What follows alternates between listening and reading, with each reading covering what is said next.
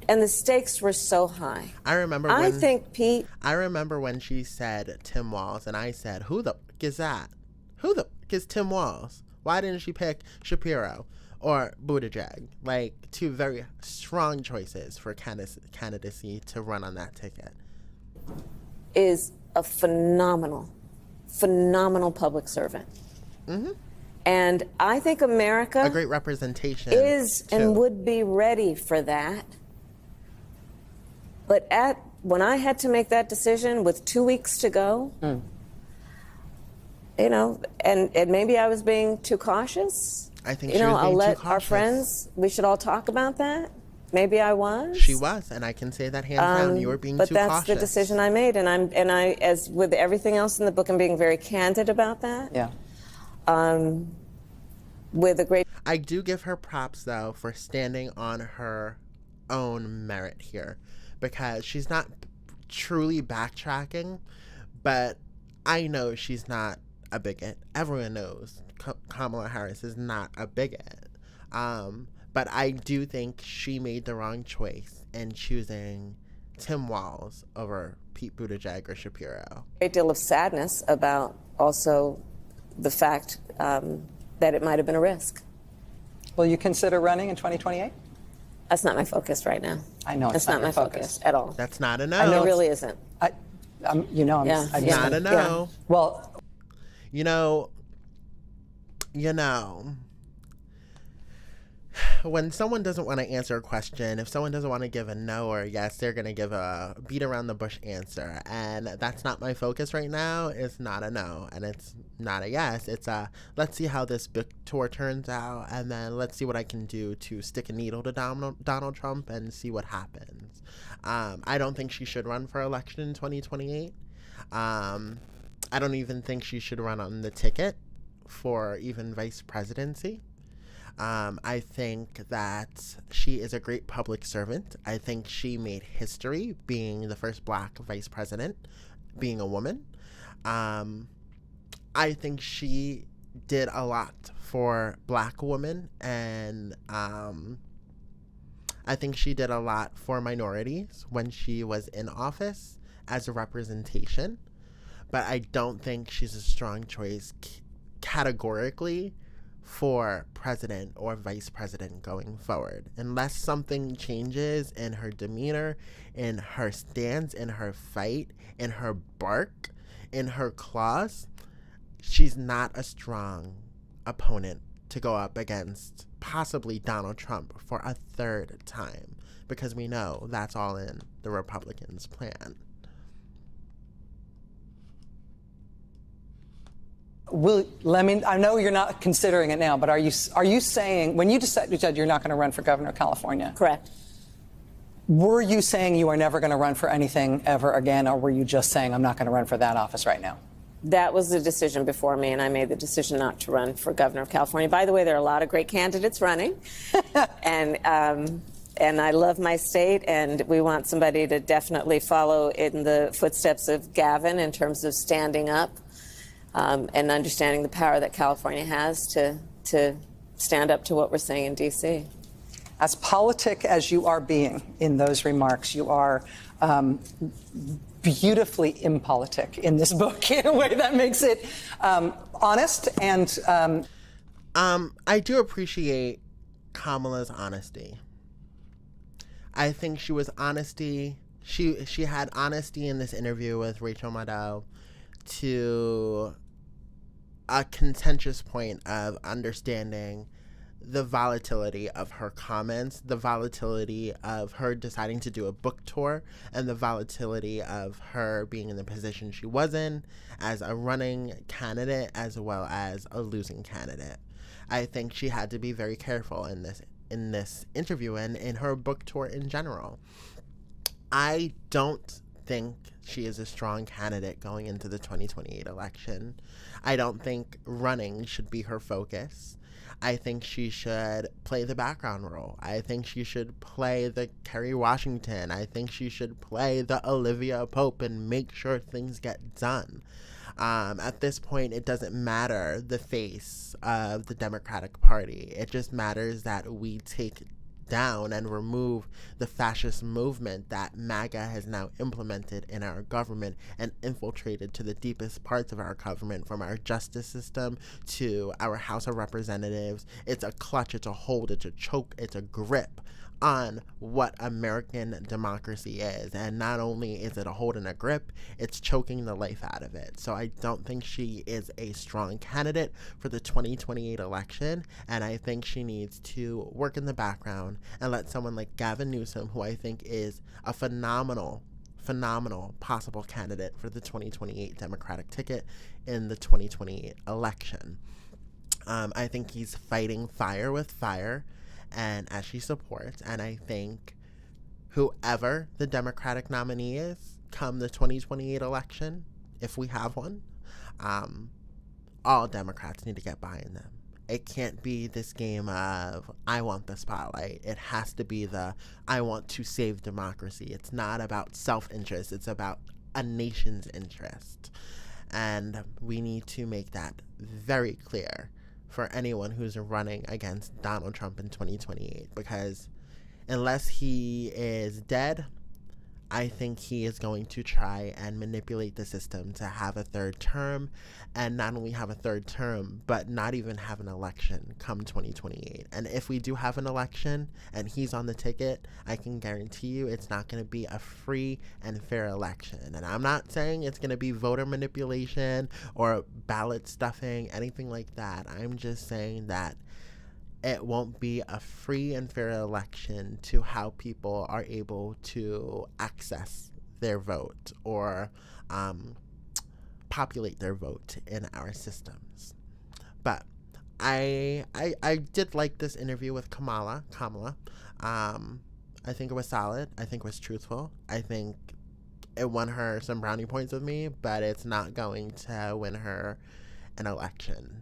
So move on, sis. Love you, support you, glad you made history, but take that book and go into the background and run some shit in the background and make history that way. Let someone else be the face of the country. Let someone else be the face of the Democratic Party. And right now, I think Gavin Newsom is that face we need, because he's fighting Donald Trump's antics with a mirror, and that's what we need. Anyway, guys, this is the end of this podcast episode. If you guys are here, thank you for joining me. If not, and you're watching this, go ahead. You can always go ahead and hit that subscribe button, because you don't want to miss out on any of the topics that I cover here on the Civil Point podcast. We talk about everything from daily life to politics, mostly because politics affects everyday life. If we are not always fighting for our right to exist in this country, the evil will win. So let's continue fighting. Let's continue remembering. Let's not blame. Let's not shout at the right. Let's invite them in to take action and understand that we still have a chance to save democracy. And we don't need a dictator. We need a president. Anyway, guys, have a good night, and I will talk to you guys on the next episode of the Civil Point podcast. I am your host, Ariana, and adios.